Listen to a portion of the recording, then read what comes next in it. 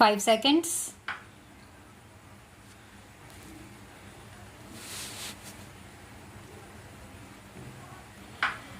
I have repeatedly been impressed during my visits to the Soviet Russia and to the United States by the many things they have in common. I am thinking more about the people than about politics. The people in both countries are in some ways remarkably similar to each other. They are frank and hospitable and are exceedingly friendly.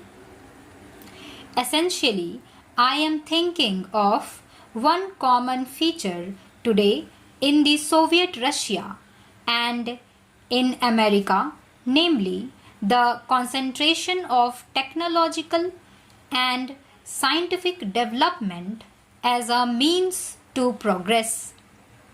The Russians, in spite of their political differences, are full of admiration for the technological civilization which the United States has built up. They want to do even better. Theirs is a competitive approach. It is because of this, I think, that once they get over the present day political difficulties, the people of the Soviet Russia and the United States are likely to come much nearer to each other than possibly other countries might. America, by and large, is a welfare state. There may be odd things here and there which do not fit in with this concept, but it is a welfare state.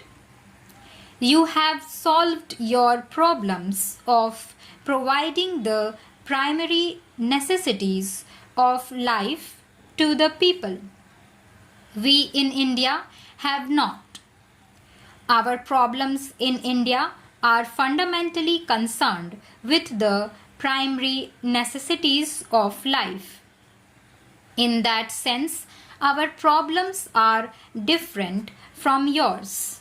Therefore, the pure American approach does not often fit in because you think in terms of an affluent society. For example, you may think in terms of highly mechanized agriculture, but it may not suit India. Not that we are against mechanization, but it may not fit in with the conditions in India. In the Soviet Russia, there has certainly been a very marked and progressive change from the rigid authoritarianism of Stalin's time. We must remember that in the Soviet Russia, at any rate, in the greater part of it, they never had anything but some kind of authoritarian government, whether it was the Caesar's government or any other government. From that, they went on to a communist regime which has brought them some advantages, undoubtedly, but at the cost of individual liberty. They do not feel the lack of it very much, but ultimately everyone feels the lack of individual liberty and lack of individual freedom. Every revolution after a certain period tones down. After the French Revolution and the days of terror, the French people toned down and became a very conservative and respectable people. Surprisingly, the process has taken a longer time in the case of the Soviet Russia, but the process is there. Possibly, the period has lengthened because of many factors, including the wars. I once asked a Russian leader who had said something rather nasty about the British people as to why he did so. He had previously told me that he wanted to be friends with America and with England. He had said, "You are friendly with both. Help us to be that." I said that I cannot do much, but I will certainly help to the best of my ability. He repeated what he said some 2 weeks later. He was traveling about in India and he came back from Burma. In Burma, in answer to a British correspondent who had put some kind of a leading question to him, he had lost his temper and said something nasty about the British people. So I put it to him that you say that you want to be friendly with America and England and want me to help, and yet you say things which must infuriate every Englishman. Surely that is not the way to help that process which you desire. He said that, yes. Do you realize that for 30 years or so, whatever the period, we have lived in Russia in a stage of siege.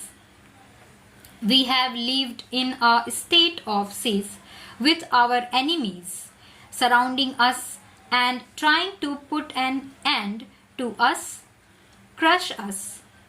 We have fought and survived, and we have developed ourselves. But this state of siege has conditioned us. We are suspicious of everybody, especially of these people who have participated in this siege, and if they do anything which we do not like, we retaliate immediately. The reaction is there without even thinking. So, you see the result of past conditioning. It is very powerful factor in every nation. Yet, you see one gets over it. Take the last war. How did people in America or in England or in many other countries feel about Hitler's Germany and about the Nazis? They felt very angry, no doubt. But today they are friends with the German people, and rightly so. You have got over that. How did you Americans feel about Japan during the war? You were very bitter, and yet you are relatively friendly today. It is extraordinary how these changes can take place and feel friendly towards each other. Stop.